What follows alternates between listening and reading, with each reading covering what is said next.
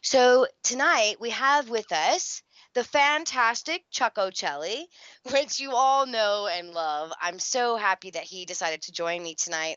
It's the perfect introduction for this show. And hi, Chuck. How are you tonight? Doing all right, Sherri. Just did my show. Wasn't expecting to do this evening, but as I said during my show, I am allowing the path to be laid before me that I am walking. So it made perfect sense that your guest was not prepared to come on and deal with the so ever so threatening, ever so intimidating Sherri Wisdom. After all, if anybody's ever seen Sherri Wisdom, she's this very tiny little thing. She's so intimidating. She's so absolutely, I mean, just overbearing. I have no idea what I'm going to do with myself, Sherri. Oh, but This is going to be so fun.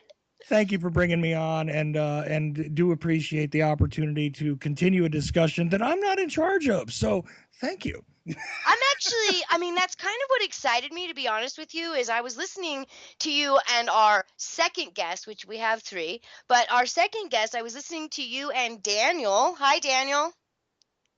Greetings. Salutations, Sherri. Hello, darling.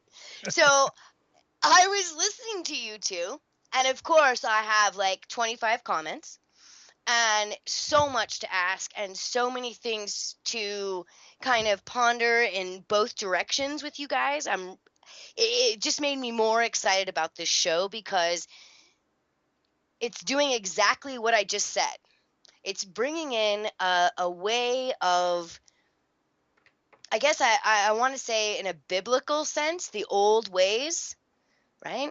But also, I heard Daniel at the very end saying that it's a spiritual experience, right? It's not just about the Bible. It's not just about religion. It's about walking it. And I'm excited to talk about that.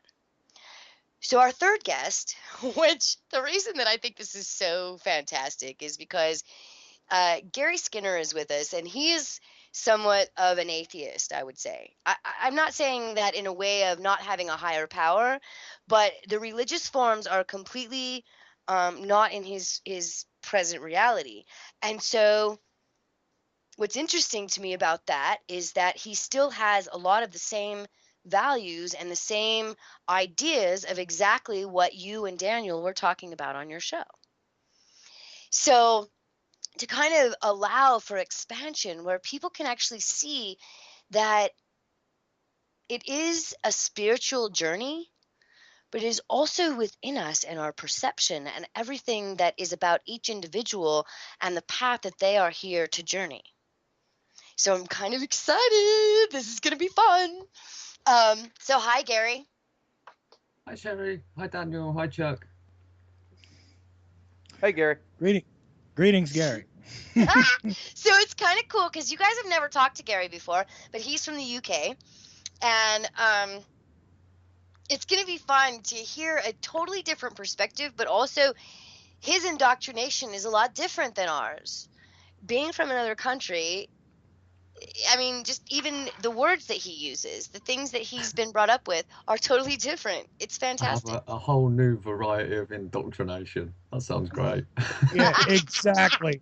And you know what's curious about this, Sherri, is that you and I are from the very same country, but the truth is that we relate things, and even allegedly, you and I are very similar in our spiritual paths previous to now. However, we have wholly different languages, and you know this because you've spoken to me personally. You know that occasionally I slip into the street level prison indoctrination style speaking. I very much am ghetto-esque on occasion, but my language morphs based on my situation and always has. And still, I am speaking exactly the same words, just with a different cipher. It's just that simple. The chameleon. This is really fascinating, and you know I have that chameleon aspect to me, and so does everyone. whether they recognize it or not. We change ourselves based on our situation all the time. You have your behavior at work, you have your behavior in school, you have your behavior. This is how I behave in front of my family. This is how I behave in public. This is how I behave privately. It's all compartmentalized, but it's all expressions from the same being. So here we go, Sherri. What do you think? Bam. Right? Because that is really, I mean, that's part of where I really wanted to go with this is the individuality. Because I was listening to your show and I am fascinated by religion in a lot of different ways. And Daniel brings some things to me that are in some ways controversial, but also right in line with what I believe. And so that was part of bringing you both on because I heard what you were saying about stepping into faith. And I'm doing the same thing, and so is Gary. But we're all doing it from different angles. Mm-hmm. And but it's fascinating to me to listen to you guys because and Gary, correct me if I'm wrong, but you and I are having these same kind of discussions like they just had for the last week or so. It seems like it really is about just falling back. Like whatever we're doing in the battle is not working. Right? We've been fighting, and we're all fucking poor, and we're all trying to. Oh, am I allowed to cuss? Anyway, I always forget to ask. Anyway, so Listen, Sherri, here's the rules since I've been here on that's AFR a little thank you. longer than you. Here's the rules. There are no rules. You Oh want to God, that's curse? why I love this radio station. See, now the reason why I discourage what is considered to be foul language on my show is because it's my show. I think that it's just an unintelligent presentation when you encourage that. Does it happen on occasion? Yeah. But I don't like to have my entire show peppered with it. That's my choice. Oh, You can sit here and utilize whatever language you need to that's in order to fabulous. get your point across, and so can your guests. There are no rules, there is no fear of doom, okay? Ah. And there are no taboo topics. I know I put it out of order, but you guys can deal with it. This is it. American Freedom Radio. Yes, actually, the one unwritten rule is one thing. You know what that is? No rules. Nope. Oh Have what? fun. Have fun. Oh, and this is why. Okay, so everybody hears this everywhere. This is why I love this station. This is why I jumped in here. This is why I'm doing this show because I get to have expression. I get to listen to people like you and Daniel and Gary, and we get to have real discussions about real things that are beyond maybe the scope of what you would maybe talk about at the dinner table. And well, I don't know. I mean, I would probably talk about this at my dinner table, but I know a lot of people wouldn't. So I want to jump right in, though, honestly, to some things that I heard you guys saying. Is that cool? Can we go there? I'm ready, man. Listen, I'm ready for whatever it needs to And be. I, and I, So, I think this is going to be a tradition whenever I'm on Sherry's show is to have a mouthful of food because I'm doing it again to you, Sherry. excellent. Excellent. And Gary, we need to know if Gary's ready because we should all definitely at least be facing in the same direction so we can witness the very same miraculous occurrence. What do you think, Gary? Are you ready to go? Hang on, let me just check. All right. Check. Yeah, I'm ready. Just Cool. And I got See, Yeah, a are we're you all let's go. adjusted now? Let's do You're this ready? thing. You guys are all ready for I, me? I have a great starting point too. oh, Uh, there we Ooh, in, okay. Well, why don't you jump into that, Daniel, and then I'll go from there. okay, in between Ochelli effect and elemental evolution, Chuck and I had to run out real quick for a smoke. And one of the things that was discussed was that on the back end, because Chuck and I monitor chat rooms and Facebook messages and Skype messages, is that the conversation that we did have kind of hit a beehive in all different directions, and Chuck was getting a lot of flack from people of every different spectrum over the context of what we were talking about. from pagans, Christians, everybody. I'm shocked, Daniel, but go ahead. Yeah, some people were getting really upset. Now, obviously, there are some people who were like, "Yeah, I'm digging it," but then there are some people who had their little apple carts turned over because we were talking about a subject that, our in our circle we're more metaphysical and everything, and so to even bring up topics like the Bible and how you can incorporate the Bible in Christianity, which I don't want this conversation to be about really, but it was like. If you are in Mm, the pagan or metaphysical movement, one of the big things that you talk about is being open-minded to other ideas. And I here, was just gonna go there, yeah, but go ahead. here Chuck and Hmm. I are. Here's me and Chuck, and we're doing exactly that, which is introducing new concepts and ideas. The people who tout that kind of thing are getting the most pissed off. And so I it want does. to. Go ahead. Sorry. Here's the thing with that, and anybody. I'm just gonna put this right out in the very front, first show. I am a Wiccan. I believe in paganism, and I believe that Christ was a pagan. Okay, we're just gonna put that right out there. And I still agree with at least 50% of what you said Mm-hmm. because it's not about religion. Mm-mm. It's about a vibration. It's about walking it. And this is what I said before. It's about Christ was not out there talking crap. I mean, I just don't believe that. I think that he was out there just like you, me, Chuck, Gary, Rhonda, all the people that we know. He was out there trying to spread the truth. And he was trying to get people to see that the power is within them. Well, if you really, really look at his mission, one of the key components of his mission was to destroy the concepts of religion from a outdated age. Bam. Right. And that's what I was talking about too in the beginning of the show. And that's what's so perfect about you guys coming on here is that Christianity, from my side of it, and you brought it up, and it's a perfect example, is Islam. I mean, Christianity has been taken to a place of being perverted. I hate to say it like that because, in a weird way, I feel like Christ really is the vibration that we need to fall into. Hmm. But Christianity, Catholicism, it's been perverted and now it's ugly. So, Well, where do you go with that? by my estimation, in the words of Chuck Ochelli, it has not been perverted. It was a perversion from the beginning. It was a distortion from the beginning, and since Constantine. Wait. Explain that more because when you okay, because that can go two different directions. When you're talking about the origination of Christ, I don't believe that. But when you're talking about the origination of religion, Hmm. so explain that more, Daniel, please. Well, where the distortion happened is the person and message of who we call Christ and the establishment of the Roman Catholic Church specifically, and then the Protestant branch offs.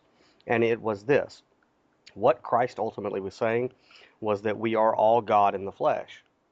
Okay, and he often said, in that day, speaking of enlightenment or salvation, you will ask of me nothing.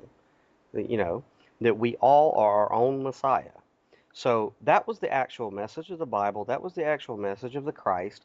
And then within a few centuries, you have the establishment of the Holy Roman Empire, which said, no, no, no, there must be an outside Messiah. And then, Because they didn't want people to know that they held it within them, right? right, exactly. And it's my opinion, take it or leave it, that the office of the Pope is the Antichrist. The office, not the man, the office. Anti means in the place of. So if the Christ is you, if it's within you, anything that would supersede that is Antichrist. So a man outside of you whose ring he wants you to kiss, or to bow down in front of, or to call the vicar, or to see as, the voice of God on earth, that is Antichrist because it ain't you. It's not you. So it was a perversion from the beginning to steal away our divinity and put it somewhere else. Outside of our own cellular being, That's right? that's right. So Hmm. it was a perversion from the beginning. It hasn't been perverted. It was perverted in the beginning. And See, now, now, go ahead. like this just see, this is exactly where I wanted to go with this show today, because I really want people to have an understanding that there is a difference between the Christ vibration and the understanding of the universe saying yes. You guys were talking about having faith. What does that mean for you? Is that just in Christ? Or is that in the universe, that the universe is going to say yes to you because that's where you're vibrating now? You may still have to deal with some of the flack of the vibration that you held before, but in 7 days, the whole vibration that you are perpetrating now is that what you're going to be experiencing. Am I going in the right place? It's funny. It is very funny that you just said 7 days. Chuck knows why, but I'll let Chuck take that question. Wow. Well, Yeah, I'm but laughing bam. quite a bit. I'm laughing quite a bit because, we were discussing, Daniel and I, in a completely private conversation, the relevance of the 7 days, the 7 cycles, the fact that there are seven that are utilized all the time. Okay. Seemingly in practices of all sorts. And you know this, being a Wiccan. Okay, we may count the days slightly differently than the rest of the world. Depending on who you are. My definition, remember, my definitions are based on some of my old teachings, and I have not shed them all yet. But Right. my old definition, as a dark order pagan, okay, there's an utterance you will not hear very often. You will not find its definition online, folks. You will not find it in your local bookstore. It is not meant to be memorialized. Anyway, It's the uh, invitation only. Go ahead. Sorry. correct. And what happens? See, uh, what happens is you count the days when the sun rises. Very interesting that that's what you do. It is not when the sun goes up and down and when it sets and all this other Huh. stuff. When the sun emerges again, the new day begins. That is when the old day ends. It is exactly seamless. That is the only way that you count them, because you're using numbers. But otherwise, they are all part of the same cycle.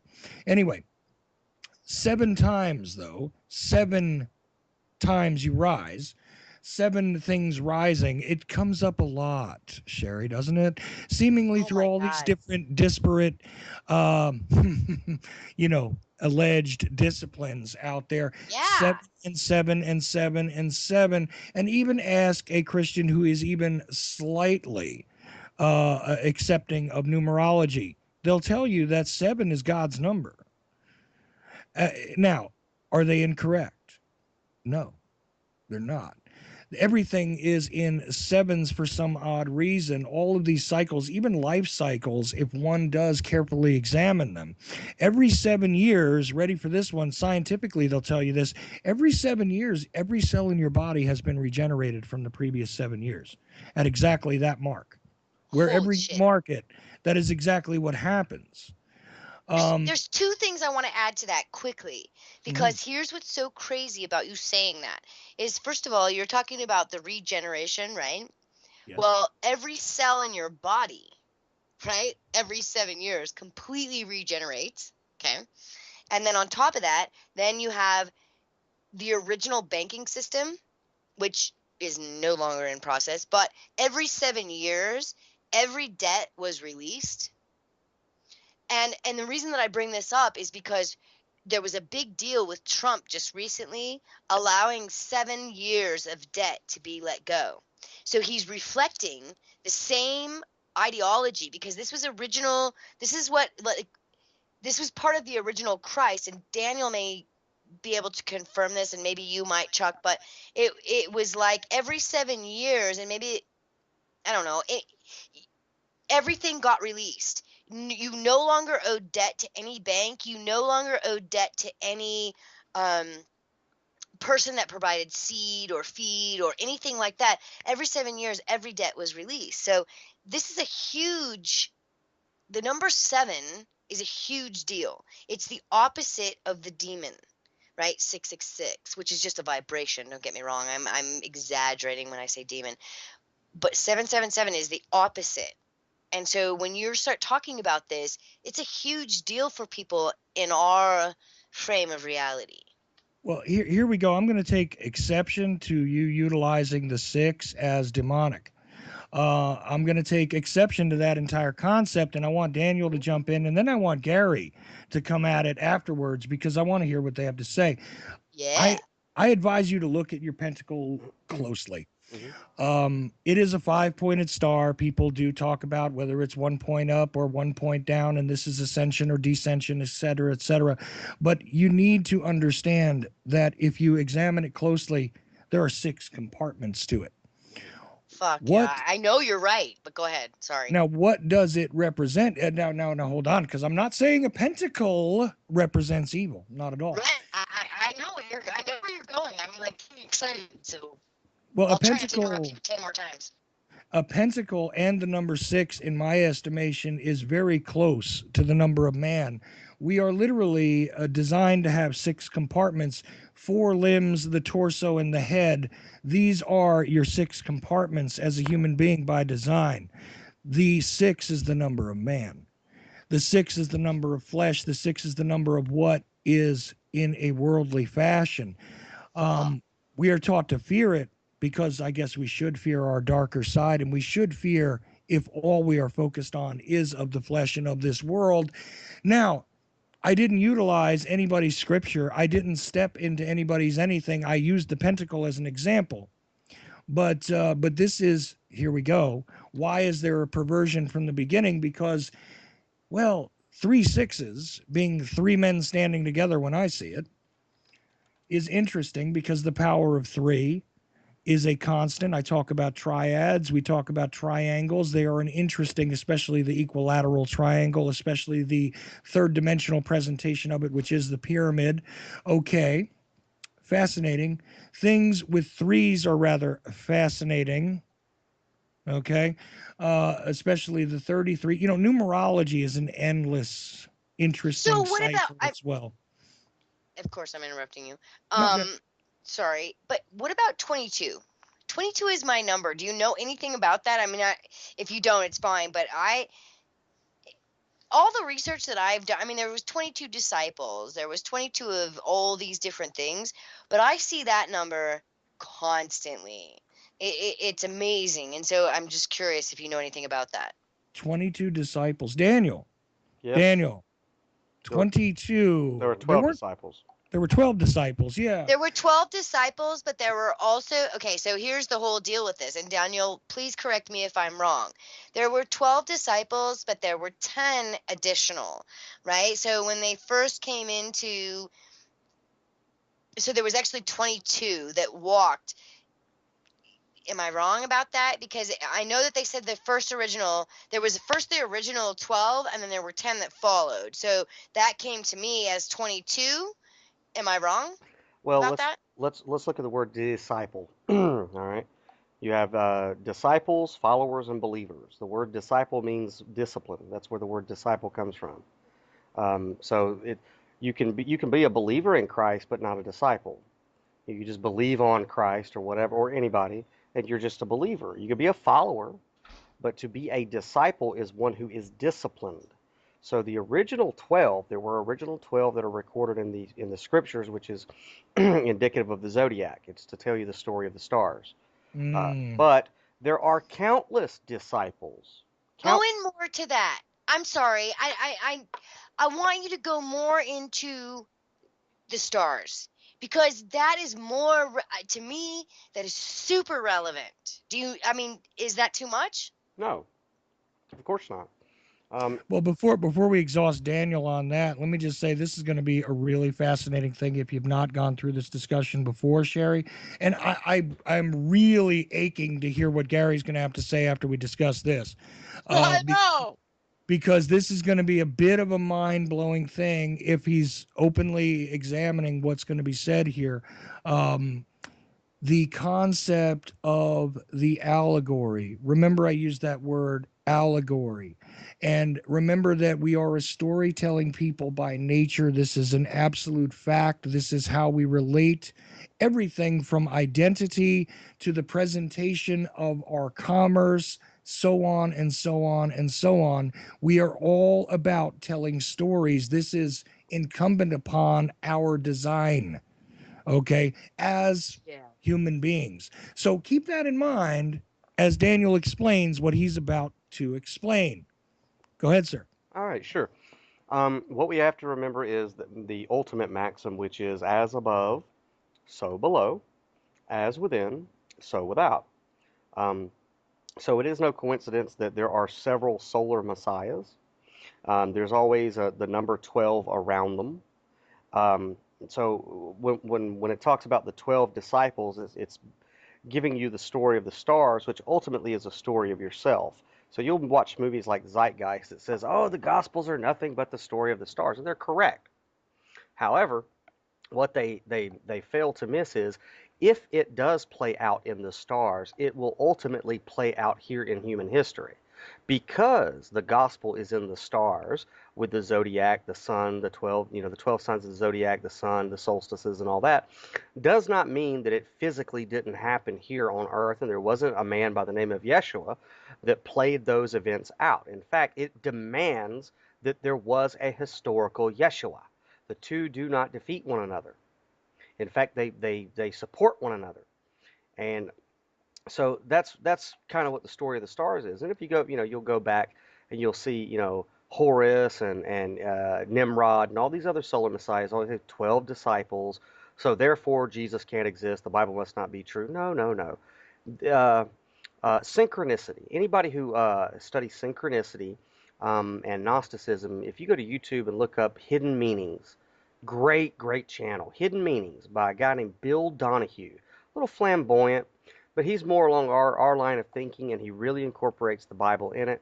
And I recently watched a quote sermon that he just did about synchronicity, and he says that synchronicity is uh, events that are connected or coincidences that are connected that are meaningful.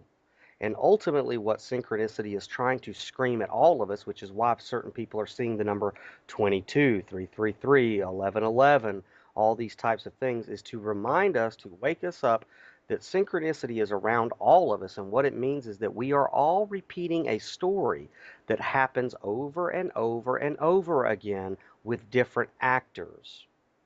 All of us are. It's like the Bible says, there is nothing new under the sun.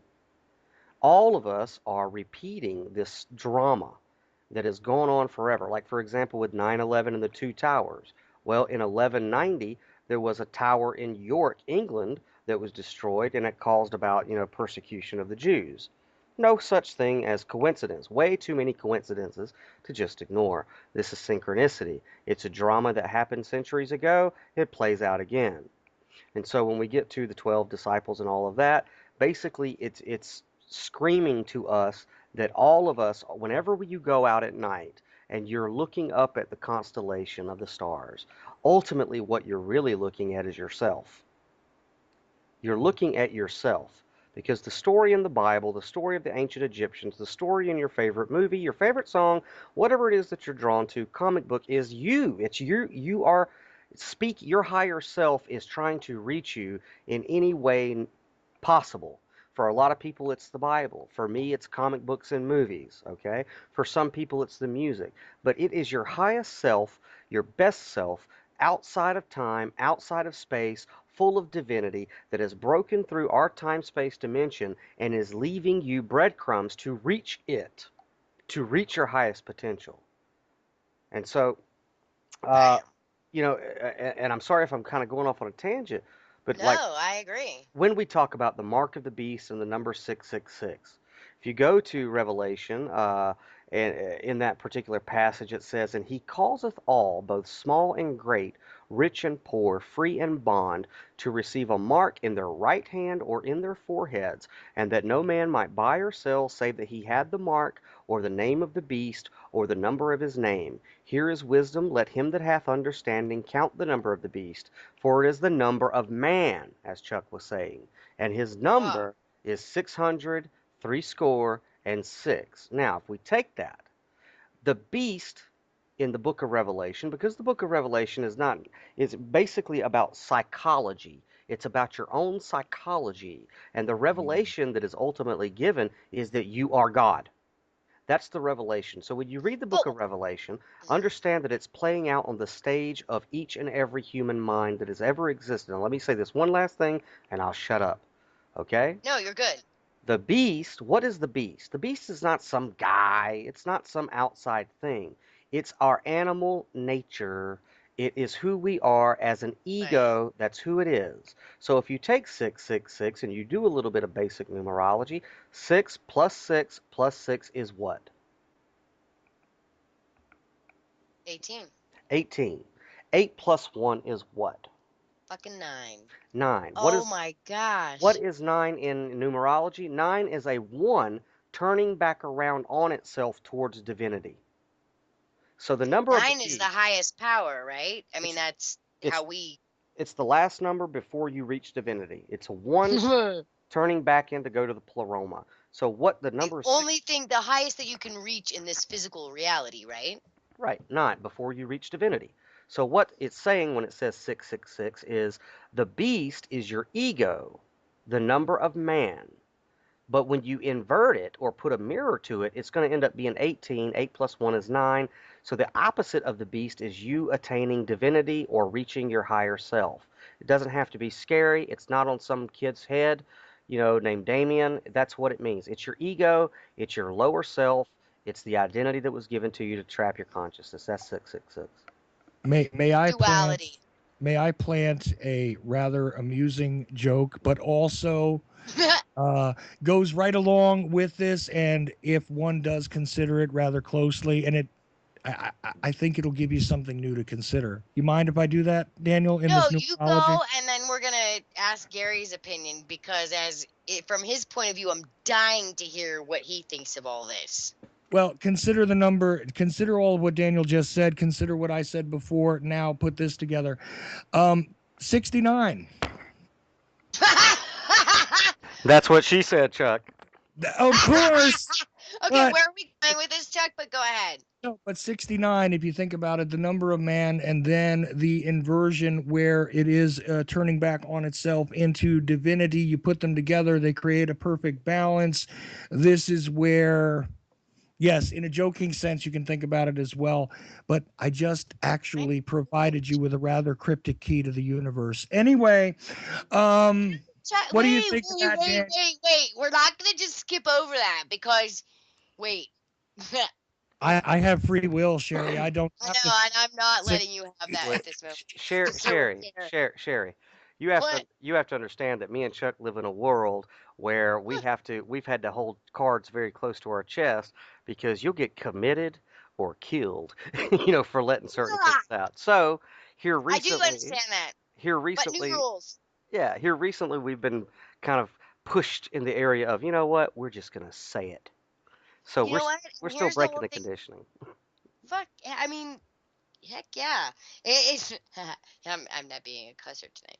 Anyway, here's my really big hit with that. I guess is that I want them to hear us. We're not hiding anymore. We have been living in poverty. We have been living in a way that I heard you guys talking before, and we're like begging for people to fucking pay us. No more of that. Like, this is not a joke to me. Like, I want the Rockefellers, I want the Rothschilds, I want the Morgans, I want the families that I know of to start pouring into us, right? Because we are telling the truth, and they want it as much as we do because we are an obligation to them. And as everybody thinks that they are sucking us out, it's true.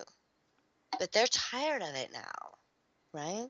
And so it's time for us to stand up for ourselves. As much as everybody wants to play the victim, you guys are saying and doing exactly what I'm talking about. It's like it's time to say no more. We're going to stand on our own, and we're going to let the universe show up for us, and we're going to let it flow through us just as it has flown through you, right? I mean, they get it. on some level that we don't understand, okay, yay for them. We're going to allow whatever crack is in us to let the universe pour that into us so that we can project from a new level of vibration. And the reason that I think it's important that we hear what Gary has to say is he has not been indoctrinated with religion. And Chuck and Daniel and I, as the spectrum may be similar and whatever it is, he hasn't had that. So, Gary, I want to hear what you have to say about everything that we've talked about in the last almost 40 minutes. Just what to summarize the whole thing. Yeah, What I actually wanted you got to 1.5. mention, Hurry up. No, I'm just kidding. Go what I ahead. actually wanted to mention was you said earlier about the number 22, and you mentioned like there being 22 disciples, and then Daniel said there was like 12, and you said there was a split between 12 and 10, and that got me thinking, I know those numbers from somewhere. So I had a quick look, and that's actually the tree of life. 22 is the paths of the tree of life, which is split into 12 and 10. So you have the 12 signs of the zodiac, and then you have the 10, like, I think they're planetary something or other to do with the other 10. So I think that's where you're getting it from. Oh my fucking God. Like, that just totally rocks my shit. And Daniel and Chuck, I like, can read you I'm a sorry.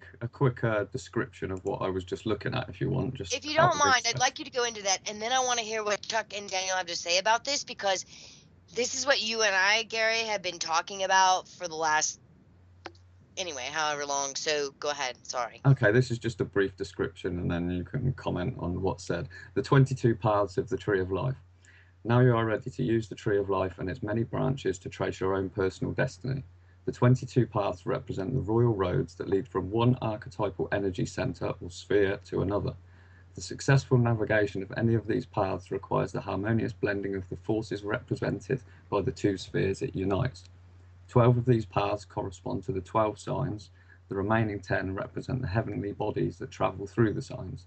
Remember, you can use these techniques to not only understand yourself, but also any other process you wish to understand better.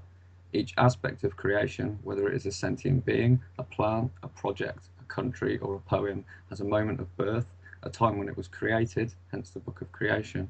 That moment in time can be traced on the tree of life and is described by two distinct paths. All right. Holy So there you shit. go. So, Daniel, go with that.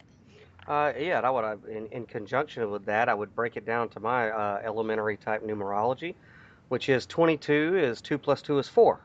4 represents the fourfold nature of man: the emotional, the physical, the spiritual, and the intellectual The body. trilogy. Go ahead. So the fourfold nature of man in numerology, most people are either too intellectual, too spiritual, too physical, too emotional. They put their energy in one of those four. So, when you're talking about the Kundalini and the Kundalini rise and the Jacob's ladder, Hmm. right? I mean, that's serious shit. So, go there more. Sorry. I know that I just totally interrupted your chain of Uh, thought, but I want you to make that connection for people, because that's Chuck Slam, is that people aren't understanding that the Christ vibration is all part of the showing. yeah. It's not about religion. Like, that's just a piece of how it's presented. Right. So go more there. Sorry. Just to summate the 22, if I were to give you a reading, I would say that what the universe is telling you, Sherri, on a personal level, that what you need to do to continue your path towards divinity is to balance your fourfold nature. Oh fuck. That's just, that's just what I would get off of that. so so can I be really selfish for like 2 minutes, because this is kind of my show.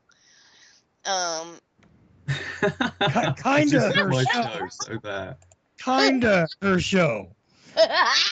Sherri, I will not allow you to go forward without interference unless you own this show. Okay, well, I think Danny gave me permission to say yes. No, no, no, no, no, no, no, no, no, no, no, no, no, no, no, no. is this your show or Yes, not? So absolutely. say it. It. And I'm rocking it. So it's going to be about me. Okay. Good. So there we go. Yeah. First show, let's just put it out there. So Daniel, I want to hear more about the connection. I want to hear more about how the manifestation, because anybody who is listening to this show today will find out that is what I'm about. Mhm. I want to manifest in this 3D reality what it is that we are seeing in our heart, our mind, and our being. So go there, Daniel. Okay. You mean law of attraction type stuff, creating your own reality?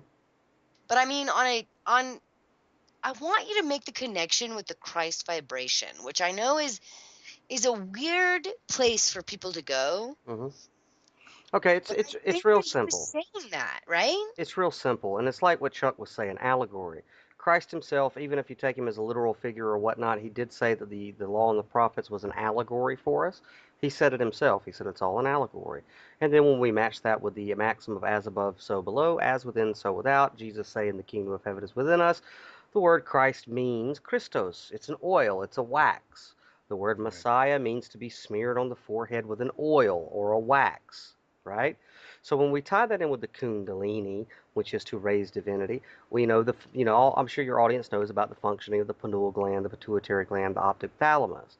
There's a process of internal alchemy, which is, whenever this oil, this Christos, which is created every morning in your pineal gland, most of us, it goes down the spinal column, the tree of life, the Kundalini, the cross, into your sacrum.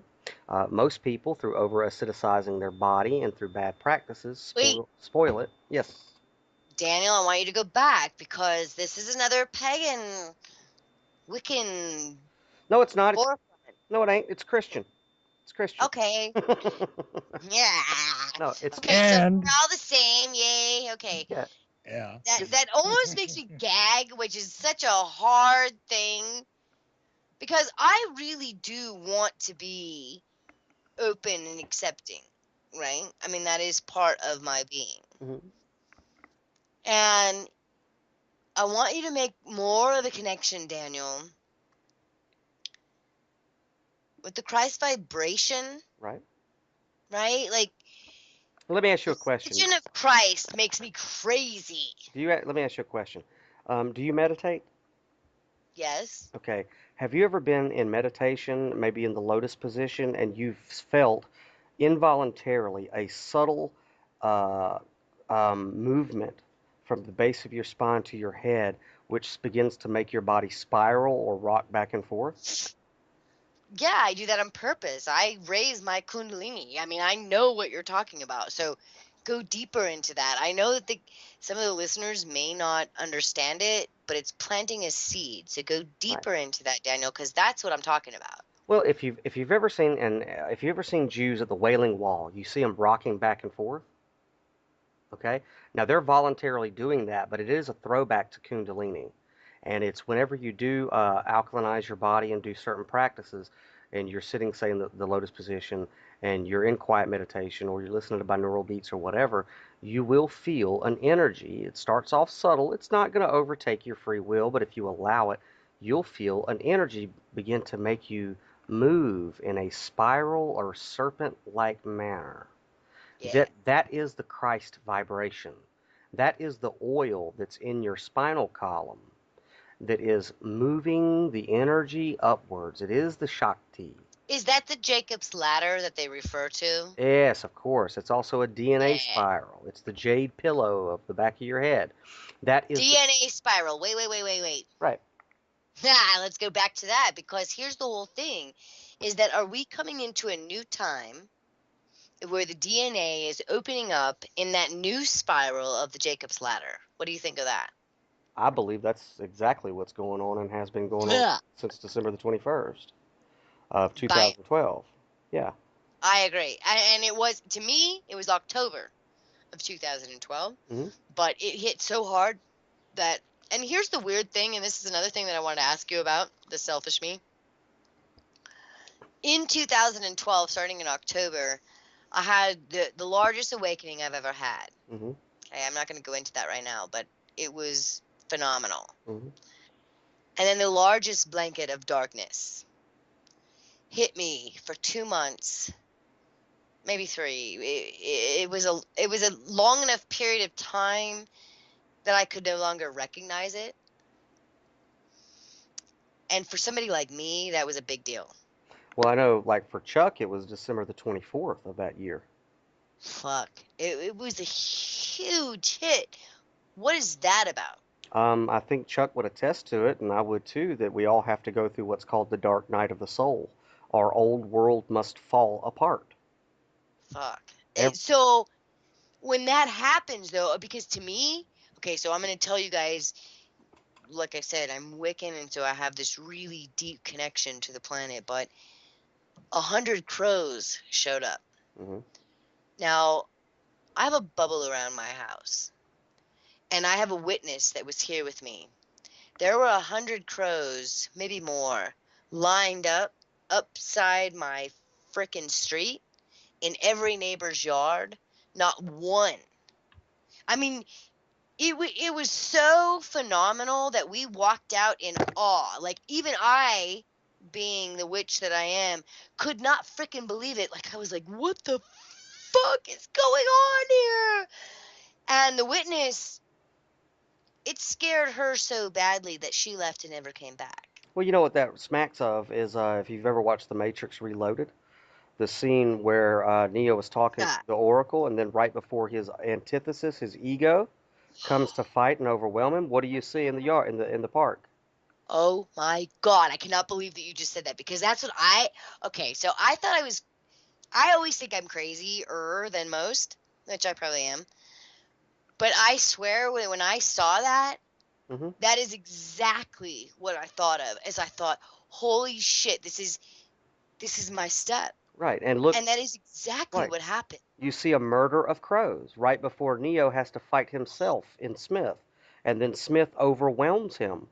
But it's a murder of crows. What does that represent? Go back to 666, the murder of the beast, the murder of your ego. You've got The to kill murder. yourself. Holy freaking shit.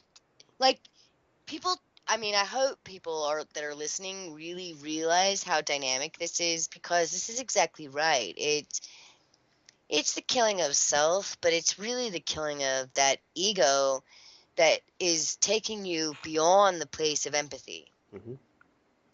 Yeah. Which, I mean, how phenomenal is that? And I want to jump. I want Gary to comment on this because of his point of view. What are you thinking when you're hearing all of this? Which part exactly? What about the crows and stuff?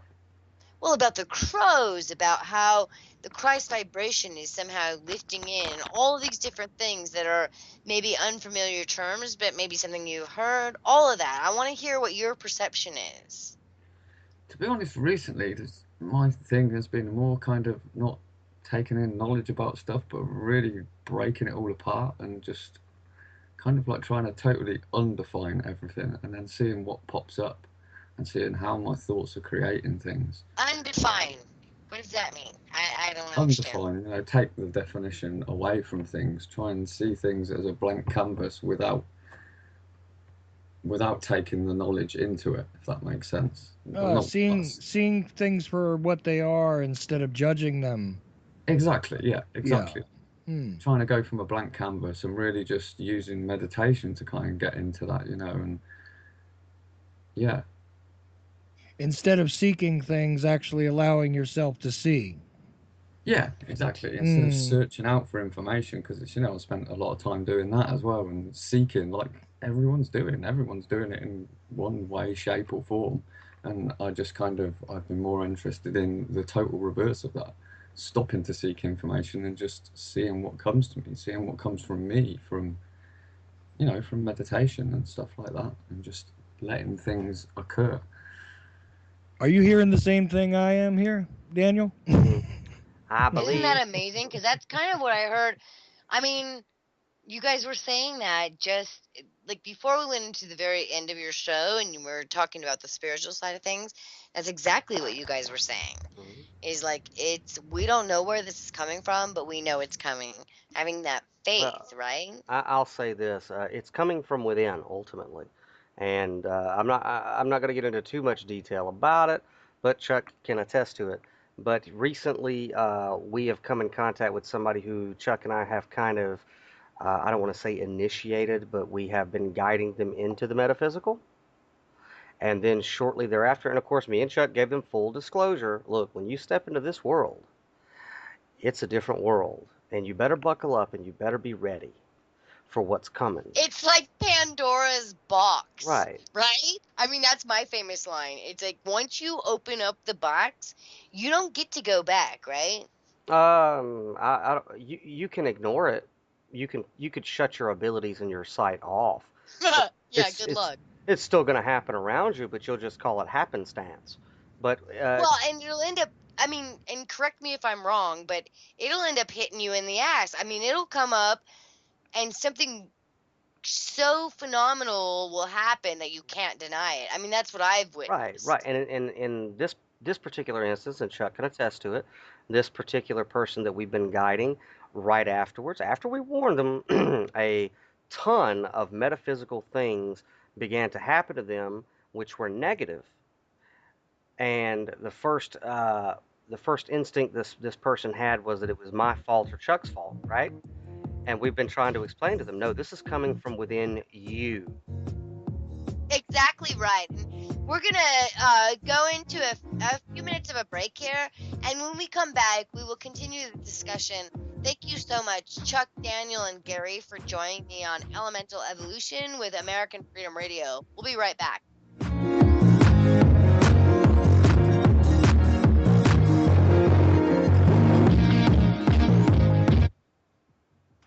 All clear.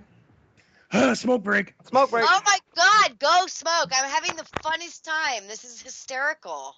The funnest, huh? I am. I'm really enjoying this show, and that means so much to me. Gary just got what I just did to you there. Okay. Yeah, Bye. funny. I love you. It's okay. Gary, are you still there? Yeah, I'm still here. Hi. Hi. Did I use that stupid voice? A little bit. I wouldn't call it stupid. But... Well, you did a stupid voice back to me. I'm just gonna say. I did. I know. I can't help but copy. So we both did a stupid voice. That was fun anyway. Okay. That's funny. I feel like we're all alone now, but we're not. Sorry? Nothing.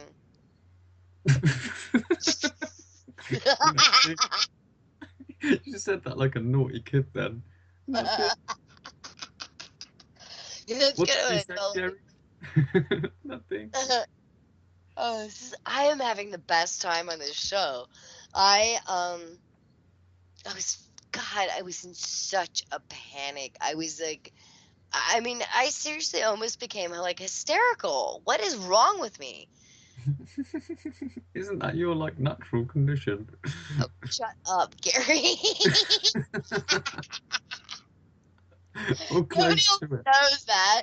Shut up. You're always loitering around that area. I know, but you're like giving away my secrets.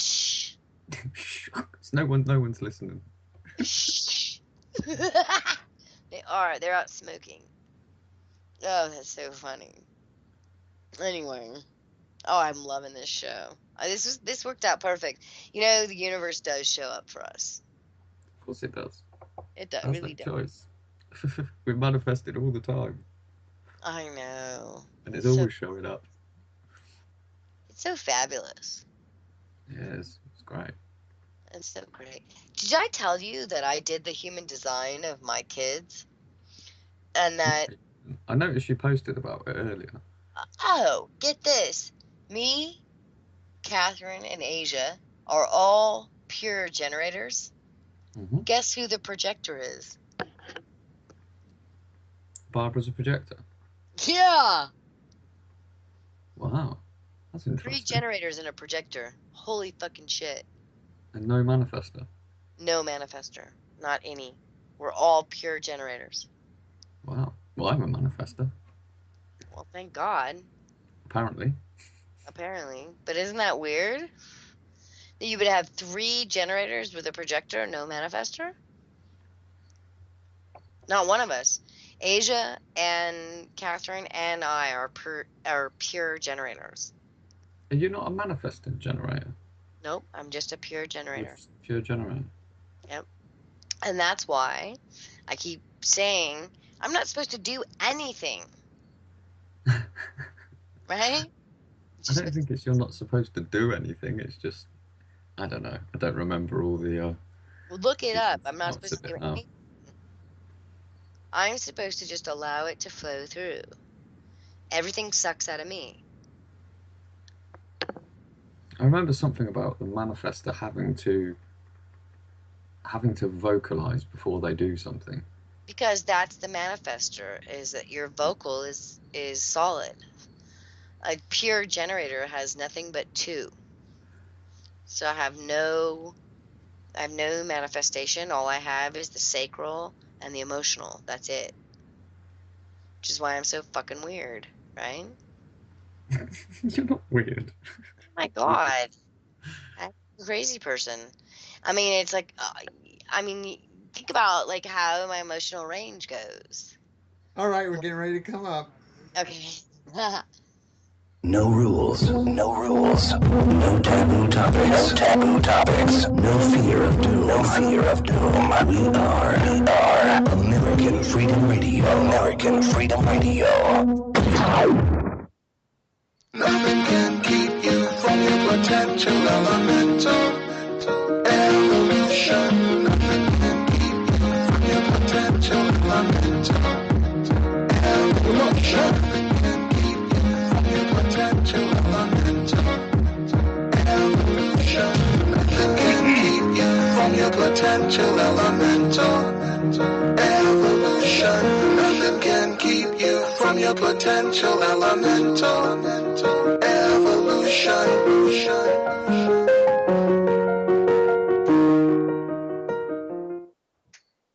And welcome back to Elemental Evolution.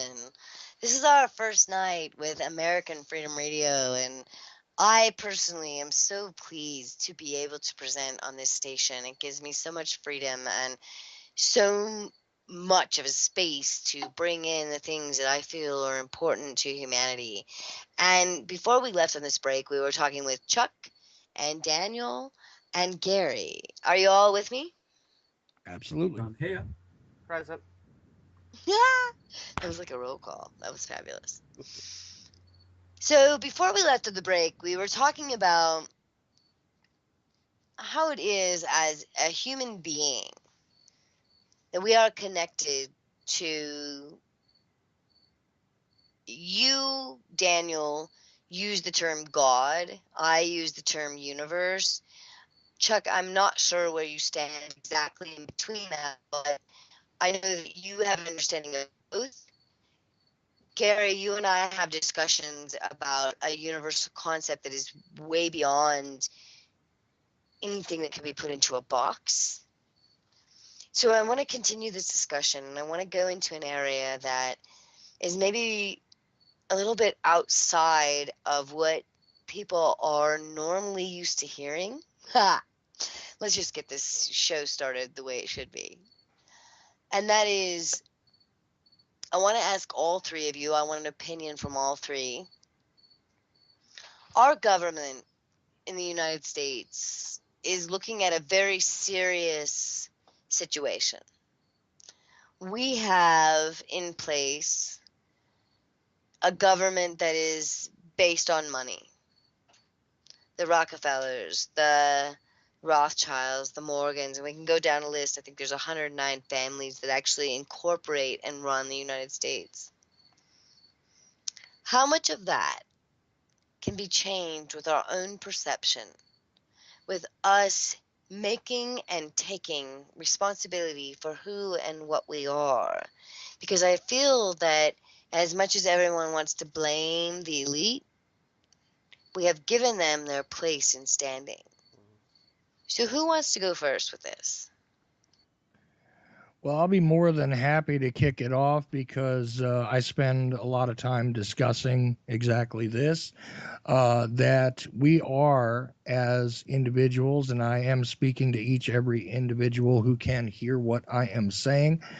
We are responsible for our contribution, our submission, our contracts, which we have allowed to be written, which we have signed onto in one way or another. And this is the key to it all. As far as putting the universe, God, whatever, into a box, by the way, both are correct. Um, here's the thing: how can you put it into a box? There is no box for it, so forget the box. The box is merely part of the background. Um, Look, what it comes But don't down you to think is, that, I mean, Chuck, I want you to jump into this because don't you think that that's what society has tried to do? well, of course, because any which way that they can harness uh, individuals' sentimentality to weaponize it. Either it is weaponized so that it is utilized so we stay at each other's throats to not see the people that are actually doing the damage. Either it is, it's misdirection is all it is. And in fact, when you bring up the monetary system, that is misdirection. It is the representation of something as opposed to something. And things themselves are not truly relevant here, right? Um, Often I like to say that I would love to see people embrace people as opposed to things. Which is of primary importance to you? Is it things? If it's things, well, then perhaps you're more about the representation as opposed to the reality. Um, and I leave it as an open question for somebody to consider. What is it that you are contributing to? What is it that you are part of? What is it that you have given your vow to? What is it that you are allegedly voting for? What is it that you are signing on to with each and every action, word, inaction, silence? All of these things are choices. All of these things are choices. I do absolutely believe that free will is part of the equation. I get So, that, Chuck, but I want you to address more of something that you and Daniel talked about in your show mhm. is that when circumstances show up that seem like they're bending you over and doing their Humpty Dump, is how do you go to the place you're talking about now? Well, you're already there. These things are meant to take you away from it. Um, Exactly right, right? So yeah. go a little more into that if you don't mind, because that's everyone is experiencing that, and maybe some are falling into it as opposed to turning around and having the faith that we're talking about. Well, at this point, I would actually turn it over to Daniel. Well, okay, alrighty. If you go, I don't believe it was on your show. I think it was a personal podcast I did. If you go to downloaded content on YouTube and go to the playlist Torrents and look up "We Are the Illuminati," it's about 4 minutes long, and it's talking about this concept of who runs the world and all this stuff, and the Rockefellers, the Rothschilds. But at the end of the day, it's my belief that we, people such as ourselves, who are conscious, we are the Illuminati. We are the ones who are enlightened and illumined, and we do create reality. Now, Holy shit. Wait, so wait, Daniel. Wait. Nail meets hammer, therefore the head Yeah. has yeah, engaged. yeah, Yes. Holy fucking shit. Like, yeah, you'll wait a see, second. you'll see a lot of graphics that have me with the one eye. And I'm telling you the truth. I am in the Illuminati. I do create my own Because universe. of I totally get what you're talking. Like, I so get what you're talking about, but I want you to give more definition to that because that's going to freak a lot of people out, first of all, and especially after your last show. So let's go into more definition because if people understand what Illuminati means, maybe they'll understand what you mean by that. Well, Illuminati, filled with light, those with light. Okay, the ones who are illuminated, they're enlightened, they're conscious, they're aware. Okay, now for a long time it has been assholes like the Rockefellers and the Rothschilds because they understand that consciousness is what creates reality. And so they have had a monopoly on consciousness. And they have put us in left brain thinking that we are just cogs in a machine, get up, go to work, pay your taxes, this and that. They have been creating our reality. Okay? We, as the Illuminati, have the exact same power as they do, but we haven't been utilizing it because of this trauma that happened to us, of course, when we were born, and then throughout life throws us in left brain thinking, and we cease to use the most powerful tool that we have, which is our imagination. Now, when we begin to understand that our imagination does create reality, then we can get a handle on this thing. And people call it law of attraction. Think positive. Okay, well, to an extent that's true, and it is true. But what people who study law of attraction fall back on is they'll try it, circumstances are still shitty around them, and then they'll quit. Well, you got to understand, the holographic reality around us is on a lag time. It Oh, it's going to create around you what you were feeling, thinking, and doing yesterday. before. Okay, before Oh God. you got to give it time to catch up. You got to give it a little time to catch up to your thoughts.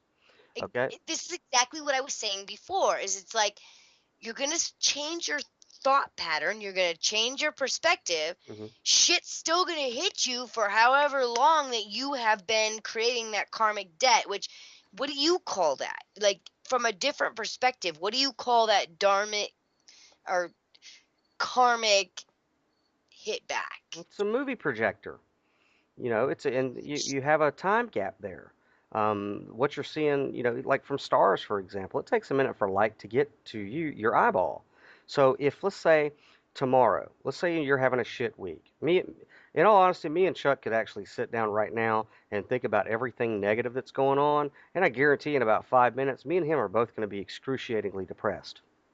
Well, what's so weird, and Daniel, I know I keep interrupting you. I'm sorry, but what's so weird to me is 2 weeks ago, Chuck was there. He was in a place of eating shit hmm every day. hmm And then all of a sudden, 7 days later, which hmm I am bringing up seven hmm because it seemed like that's exactly what it was. And I know he doesn't believe that I'm conscious of things, but even though I don't remember, I am conscious. So 7 days later, all of a sudden, he's in a whole new fucking space. Like And, he's telling me, and now you're saying that at 11:11 p.m. imagine that. Holy freaking crap. That's not a joke though. Like it's funny, but bam, bam, bam, right? 1 + 1 + 1 + 1 is 4. Mm, Bam, bam, bam. yeah. So yeah, you're right, and you can tell in Chuck's voice right now that he's in a different place. He's in a different energy. He's in a different frequency, and it's because me and him both made a mutual pact that no matter what we face every day, we're going to stay in a positive thing. We're going to stay in a positive vibration. We got to give it a little bit of time, but within about what, Chuck, 7 days is what we said. Yes. We said about give it Holy 7 days. crap. 777. I mean, it's like that's just three that we just did. Right. And so our mutual energy, okay, despite anything that on the physical realm should have us depressed, we said, yeah, but we created that yesterday. So if we get in a positive mind frame, we maintain that frequency, the physical reality that we see around us is going to have to change Holy to what shit. we are creating in our mind. So me and Chuck actually are ruling the world at this given moment. And that's what Joe Rogan would say. He said the best advice he's ever gotten was from a psychologist that said, look, you want to live a happy and fulfilling life, pretend that you, your closest friends and family members actually rule the world. And Uh, that may be a nice little thing to think about, but it's the truth. It's And actually the truth. And let me give the counterbalance here really quickly because that's part of my nature. Um, Fact is that from an outsider's perspective, I should be extremely upset. I should be extremely disturbed by recent news that I was given. I should be very bothered by the fact that, for all intents and purposes, coming up very soon, I have no resource whatsoever to sustain anything that I believe I am obliged to sustain. I have really, it would seem as though there is a hopeless situation emerging all around me. In fact, I'm being confronted on all sides Right. with the concept of denial of my happiness, denial of the things that I have always taken as necessary for me to continue on, even in a reasonably satisfied way in life. And at this point, I could easily abandon hope entirely. I could easily say, well, I'm going to give in to all of this. But here we go with some of the things that are ingrained in me that were not taught to me. Uh, Somewhere along the line, it was impressed on my design that I will not die on my knees ever. And see, Um, here's the yeah, great go thing, ahead. if I could interject. This is another thing that I think is key about manifesting your reality, is that often we try to do it on our own. And the thing about me and Chuck being in close proximity to one another is, when you got a wingman that's on the same page with you, and like for example, Chuck wasn't feeling so hot when he got up today, and I noticed that, and I'm in a real high state of energy. I got one of two choices. If I wasn't conscious, I would have allowed Chuck's negative state to pull me into his reality. But as his wingman, as somebody who's got his back, I said to myself, no, no, no. I have got to take this positive, powerful energy I have and lift Chuck up to where he needs to be, right? Somebody has to remain conscious. And then within just a few minutes, you got the Chuck that you're hearing right now. And then, of course, it swings both ways. Some days I may wake up that way and Chuck is conscious of it. And Chuck says, okay, I got to get him up. I got to get him up so we could keep going. We got to keep progressing because we don't. The powerful thing about creating your own reality is you must be conscious of it because you run the risk of pulling yourself into a ditch if you're not.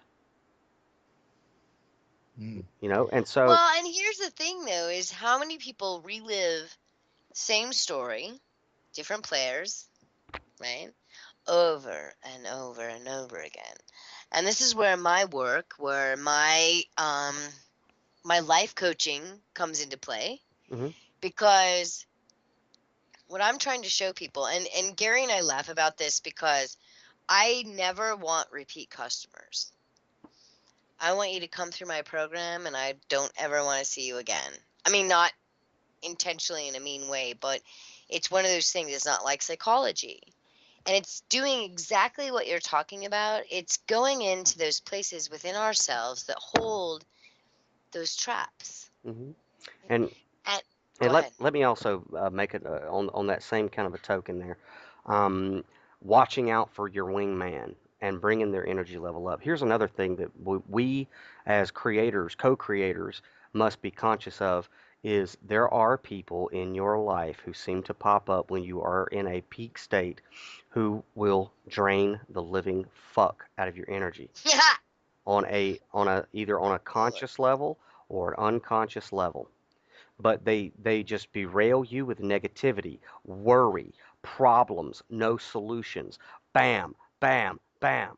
Somebody who's That is conscious, the key. somebody who's conscious like Chuck and myself have to be able to be stern, have that masculine energy and say no and put up a wall and say, listen, I got a job to do. I got a path to walk. I got this energy that you are draining me of, whether consciously or unconsciously. And here's the thing, until you get it straight, I don't want to talk to you.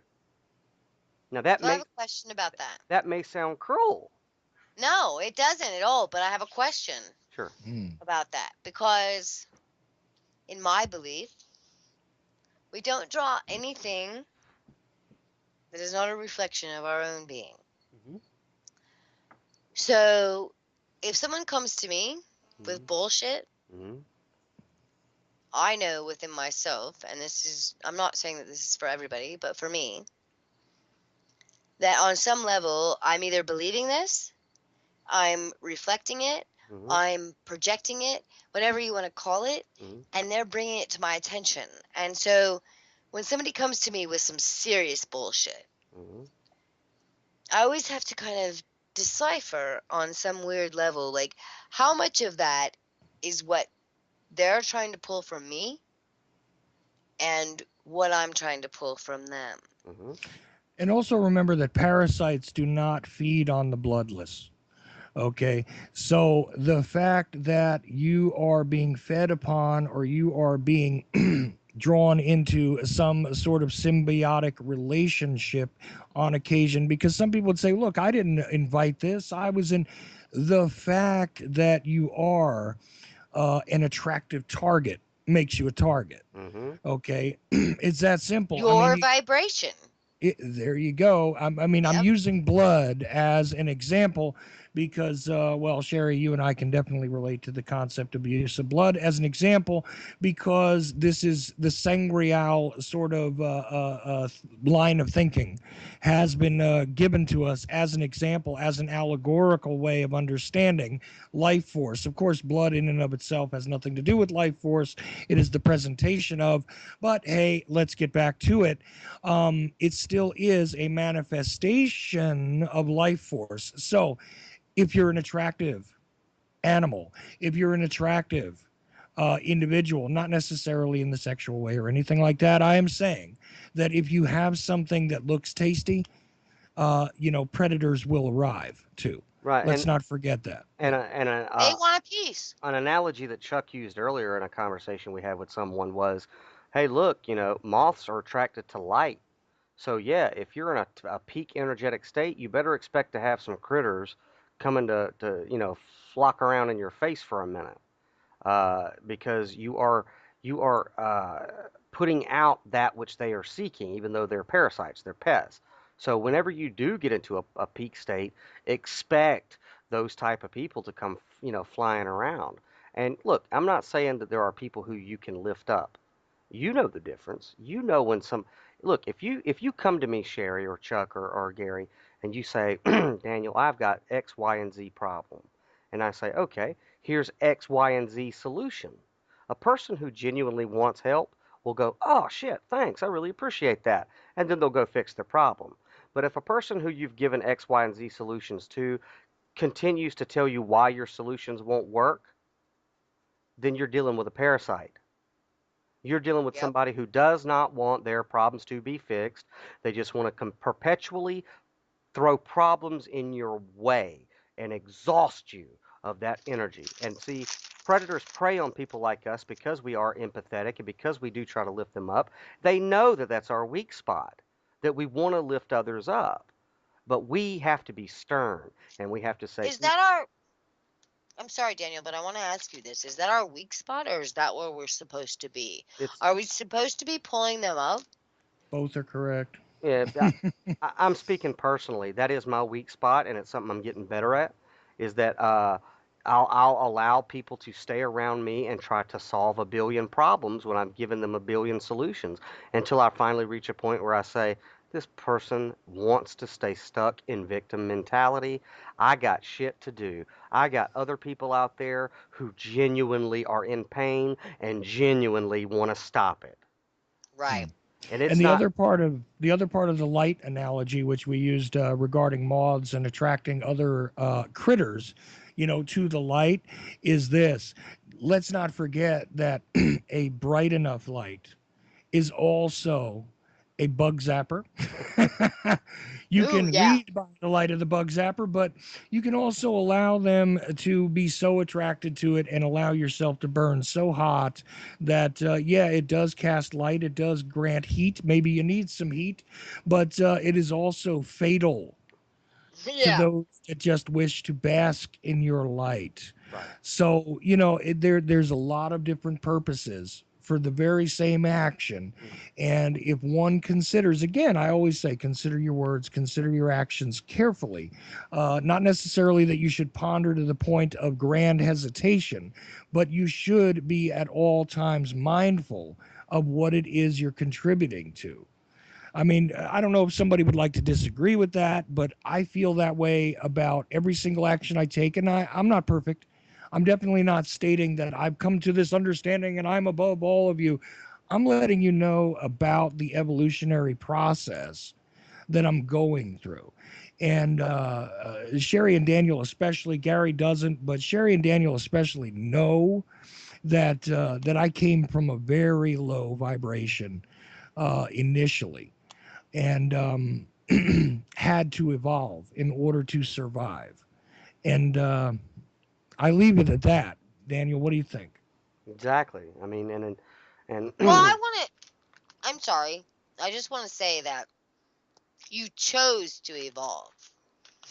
Because you could have stayed in that vibration and you could have become a gangster, you could have become a murderer, you could have become all of those things that you saw around you, Mhm. but instead you made a choice. So, I mean, that's a serious definition. But every moment is another choice. Right. I think You one of see, the most important parts in this, which is perhaps being missed out, we were talking about originally when you said it was like a shift in vibration going into something new, you know, a good feeling. And then all these things start to occur. And it's like that's part of the shift. You've been carrying around all these old belief systems and everything along with you. Suddenly you shift your vibration, you go into something new. So everything from your old vibration is throwing up. These people, this is just the way I recognize it in my own experience. It's not people coming into your experience and doing things, it's your beliefs showing themselves, manifesting themselves as a reflection. Your Mm. job then is to ignore them and say, no, I'm staying with this vibration. This is who I am now. Right. The people right? aren't important. It's your reflection. See it as your reflection. Just the same way as when you look into the mirror. You know, if you see a sad face, you don't take the glass out the mirror and get new glass. You change yourself. You know.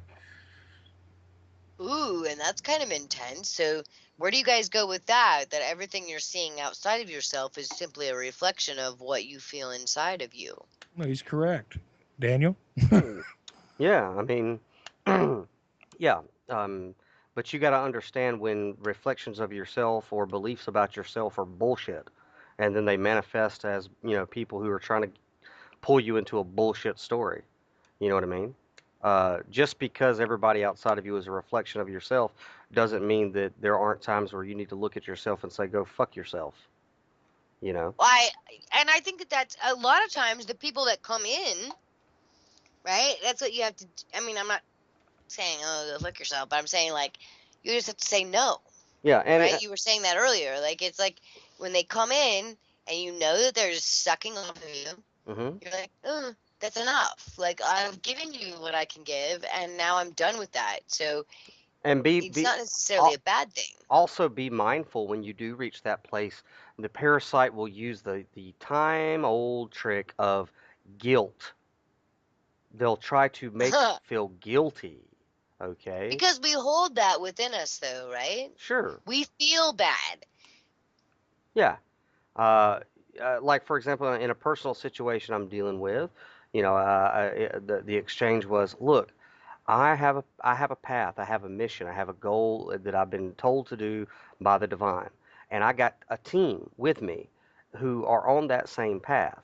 Picture us all as a team in a boat, okay? And there's a hole in the boat, and the people who are on the team are helping me with buckets to empty the boat of water, okay? And fill the hole, right? I mean, that's, Yeah, and plug the yeah. hole up because the guilt that was being used on me was, oh well, what you're basically saying is if people in your life are an asset, you'll keep them around, but if they're a deficit, you'll get rid of them. Aren't you so selfish? And don't you just use people? And I said, no, no, no, no, no.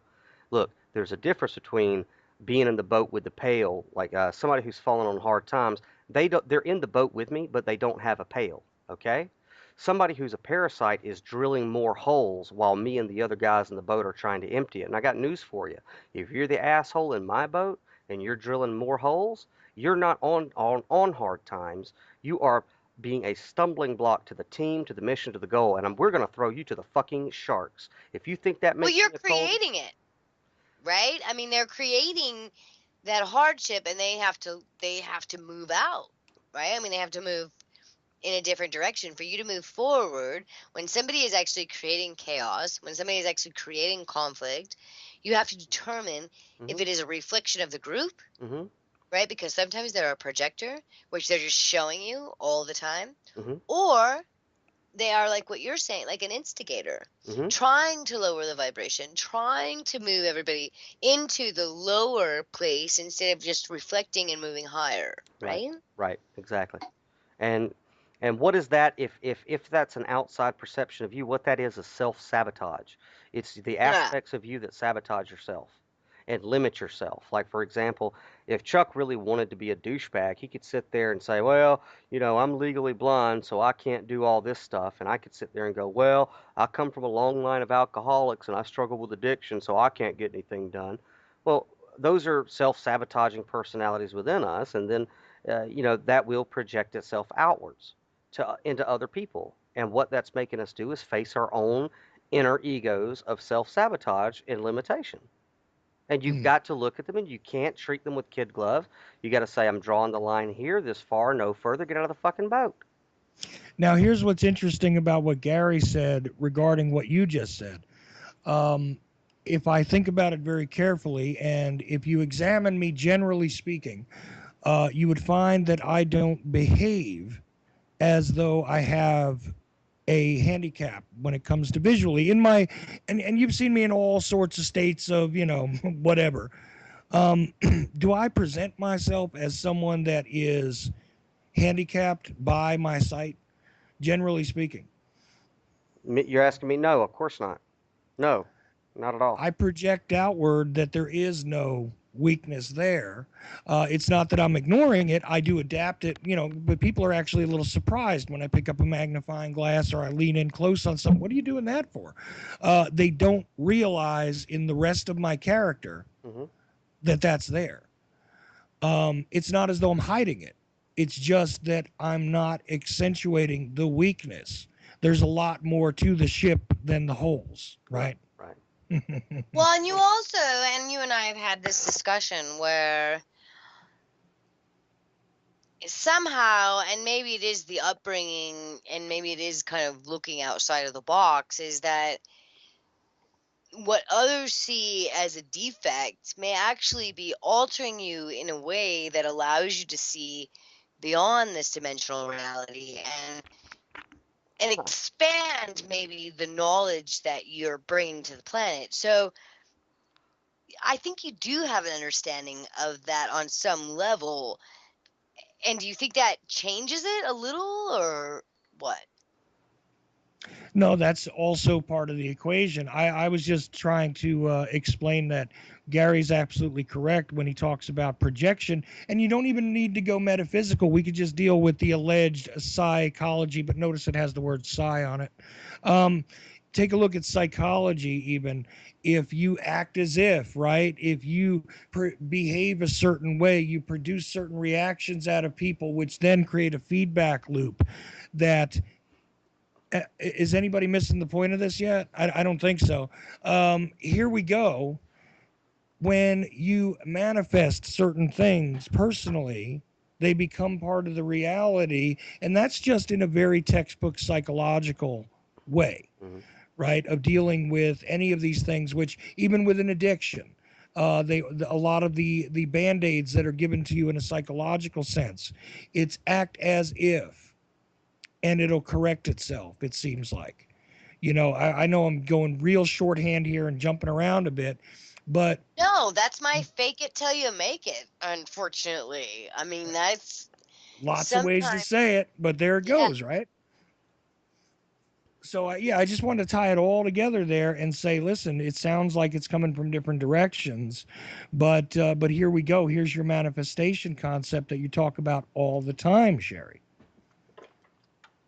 Isn't That's a it? big deal to me. Yeah, and that's exactly right. And this is where it's tying together what you just said and then also what Daniel said earlier about we still have to deal with the vibration that we put out before. Mm-hmm. So you can completely change everything, and you could start doing the peace, love, joy. That's my thing. I'm not saying that everybody does that, but you're still going to get the shit that you dealt with before. And if you don't maintain your vibration, if you fall back into the story, if you allow yourself to go back into that vibration of either victim or villain, Mm-hmm. right? Those are low vibrations. Then all of a sudden, that is the reality that you will experience. But if you somehow, and I'm not saying it's easy, shit, it's not. But if you can somehow keep that peace, love, joy, even when you're not experiencing it, it will bring it about. And I hear everyone saying that. And if people can really get it, like, we can change the planet. We can change how the elections are happening. We can change everything that we're experiencing by just doing that one thing. I mean, do you guys feel like that's true? I know it's true. I know it's true. Um, you'd be surprised whenever you wake up in the morning and maybe you do have a lot of issues going on, and you say, you know what, I got plenty of time to worry about all that. I'm going to go over here to Pandora. I'm going to put on some upbeat music. Within just a few minutes of you moving into that vibration, all your problems seem to melt away, and your world becomes, whatever you really want it to be. And what's beautiful about that is if you can bottle that and then say go out in public, it starts to infect other people. It really starts to infect other people. So Like a it's smile. Yeah, and it's not so much about us. I mean, yeah, it's important to be happy and have peace, love, and joy within yourself, but it's more important to have it in abundance so that it pours over into everybody that you come in contact with. You know, that really is what spirituality is all about. It's about edifying and lifting other people up. You know, and so it, it it's not being selfish to take 10 minutes out of your day to lift yourself up. It's not being selfish at all, because ultimately you might in that state have that one word, that one smile, that one compliment or whatever that's going to change other people's lives. And you may never even hear it on this veil of reality. But there are so many times where years and years later somebody would come along and say, "Do you remember that one day when I was kind of in a bad mood and you said this or did this or gave me this?" That completely changed everything for me. And we just don't think about it.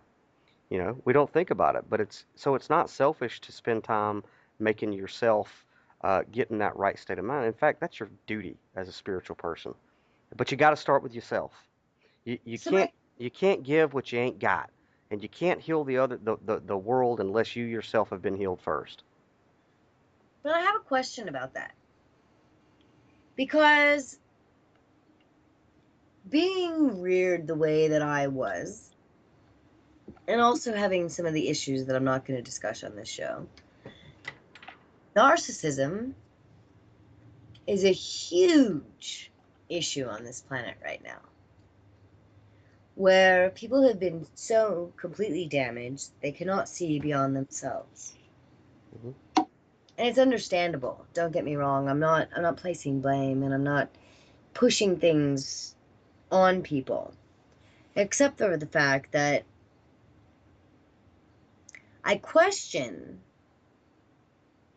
when it comes to valuing self and valuing others, where's that line, Daniel? Like, I believe what you're saying. Hmm. We have to evolve within ourselves. We have to look at things, and we have to understand that we are not going to move forward unless we do it within our own being. But there is also this place where those around us sometimes need that assistance, Hmm. right? Like, maybe even far beyond what we consider um, reconcilable, Hmm. right? But what's the difference there, right? We are not creating dependence, but we are allowing the support to come in that they have never experienced.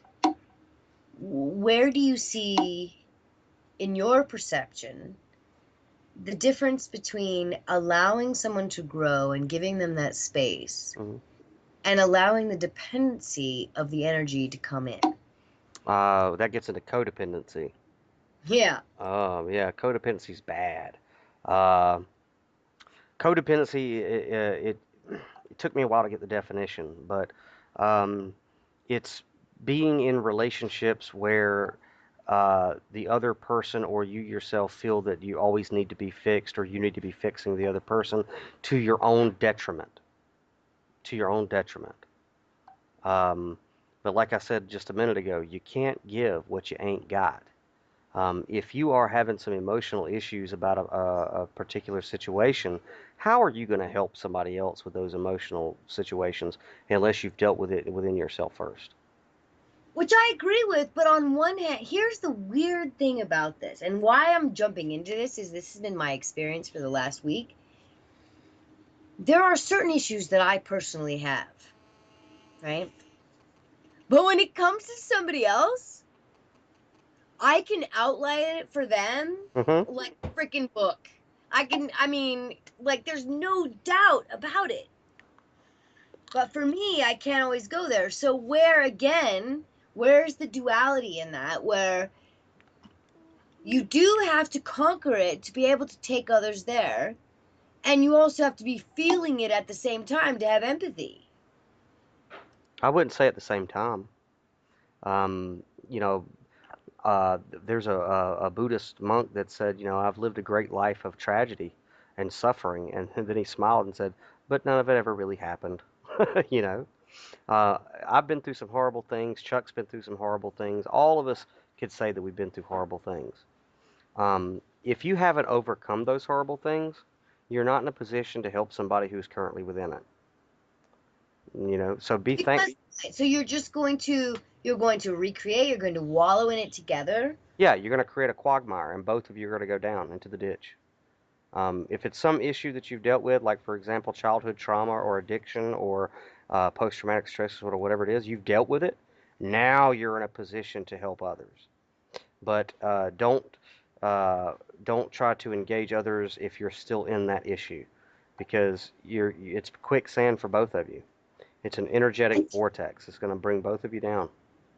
I think you're right, Daniel, but what I find so interesting in my own practice is that you're right, but when I'm going through something, it seems like every fucking client that I have has the same issue. Mm-hmm. It's like, no matter, I mean, it could be money, it can be relationships, it could be children, whatever it is that I personally have going on, every person that will come to me for life coaching, oh my God, like, that's their issue. Right. Where does that stand? Chuck? Yes. what is it you would like me to add there, sir? There are many ways that could go. Go ahead, tackle it. Absolutely not. I actually want Gary to tackle it. And I Oh, love hi, I'm in the hot seat. Sorry, what was the question again? Oh my God. Okay. So what I'm asking is Yeah, it's the same thing, reflection. okay, wait. Why did I send Gary to do that job? Go ahead, Gary. I'm going to say the same thing every time. You know that, Sherri. Reflection. You stop that. I want you to go into more detail than that, because even though you're right, it's... Well, the thing is, you're the one with the details. It's your reflection. You have far more detail than I could ever give you. I'm going to beat you up after this show. Sorry, what was that? Nothing. Anyway. Nothing. I'm going to beat you up after this show. I agree. I know you're right, actually, that it is the reflection of your own being. Sherri, you feel that sting, Sherri? You feel that little sting? I did. Okay. You want to know what that was? What was that?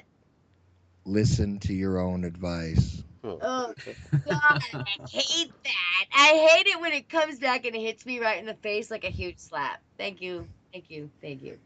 Well, we are so many miles apart. I cannot physically do it. So there. And I used Gary. I used Gary too. That was perfect. I did that, Chuck. Yeah, I yeah. am I I am feel proud of you. myself. I am proud of myself. Really, I am. Daniel, are you proud of me? Very proud, brother. Yeah, Cool. I am very proud of you. And Gary, wait, Sherry, 1 second. Gary, I am extremely, excessively proud of you right now. Thank you. Well, thank you, Chuck. Kumbaya, my lord. No. Oh, God, guys, get off. Oh my God, that's so great. And it's so true, all of it, right? It's like everything we've been talking about tonight is really about that. That anything that we're seeing, anything that we are having issues with, anything that is hitting us in the face is about our own vibration, our own beliefs about whatever that is, and even the money. Like, this has been hitting me just bigger than shit for the last 3 months. And it really comes down to that I do not have faith in money. I think that it's dirty. I think all these weird things that come into my mind when I actually perceive money. Well, it's no wonder I don't want that shit. And So, therefore, and uh, oh, never mind. I'm yeah, sorry. yeah, Money is a part of life. It's a part of life. gotta have it. It's a part of life right now. Money will eventually take different forms in the future, so will currency. But then again, there we go. And a conversation that I had was, somebody said the same thing. I hate money, and I go, that's why you ain't got any. You got a negative association with money, therefore you ain't got it.